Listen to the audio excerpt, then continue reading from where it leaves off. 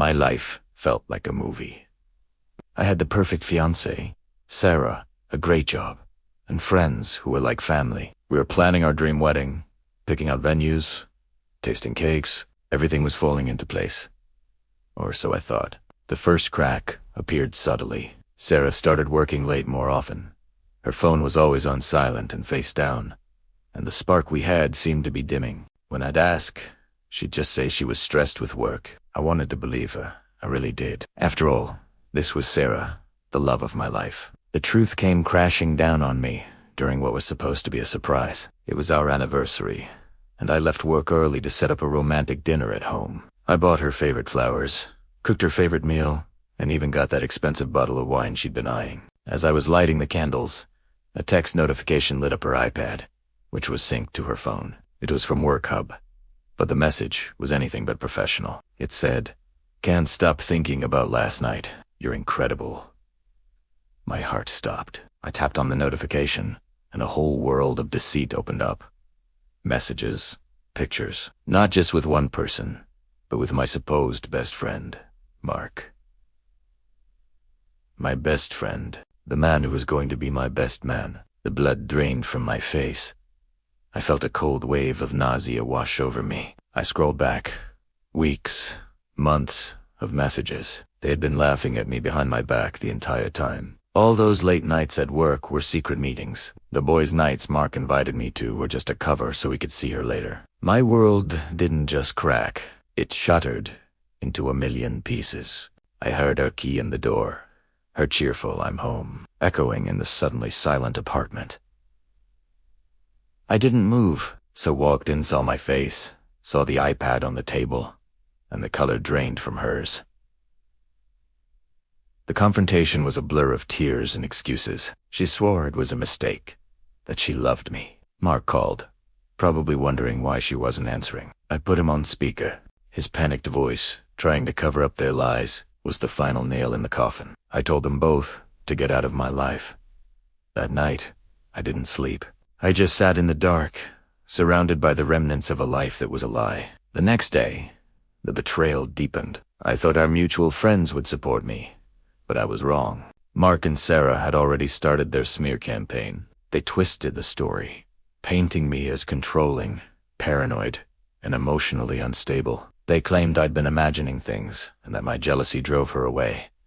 And people believed them. I started getting texts from friends, not of support, but of concern. For Sarah, they told me I needed to give her space, that I was being unfair. I was ostracized from my own social circle. The people I thought were my friends chose to stand with the two people who had destroyed me. I was completely and utterly alone. That's when the anger started to burn away the sadness. They thought they could ruin my life and get away with it. They thought they could paint me as the villain in a story they wrote with their lies. No, I wasn't going to let that happen. Revenge, as they say, is a dish best served cold, and I was about to prepare a feast.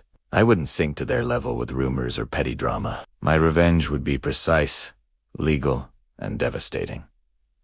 I started with the money. Over the years, I had helped Mark start his own small contracting business. I'd loaned him a significant amount of money, a friendly loan with no official paperwork, because I trusted him. Big mistake. But I had saved all our text messages and emails, where he acknowledged the debt and promised to pay me back. I hired a lawyer and filed a lawsuit for the full amount plus interest. The look on his face when he was served with the papers was priceless. His new business, built on my money, was now at risk. Next, Sarah. We lived in an apartment that was solely in my name. She had moved in with me, and while she contributed to bills, the lease was mine. I gave her a formal 30-day eviction notice. No more cozy home paid for by the man she cheated on. She begged. She cried. She said she had nowhere to go. I simply told her to ask Mark for help. Suddenly, their little affair had real-world consequences. The financial strain on both of them was immense. Mark was scrambling to pay his legal fees, and Sarah was desperately searching for a new place to live in an expensive city. Their perfect romance was starting to look a lot less glamorous. But it wasn't done. The final piece of my plan was the most satisfying. Our friend group had an annual trip planned. A big cabin getaway that I had always organized and paid the deposit for. The deposit was substantial, and it was in my name. A week before the trip, as everyone was getting excited in the group chat, I sent a single message. J.A. Be Ray. Due to personal circumstances, I've had to cancel the cabin reservation. The booking was under my name, and I have been fully refunded the deposit. I hope you all understand. Chaos erupted. People who had ignored me for weeks were suddenly blowing up my phone, angry that their vacation was ruined. They demanded I rebook it.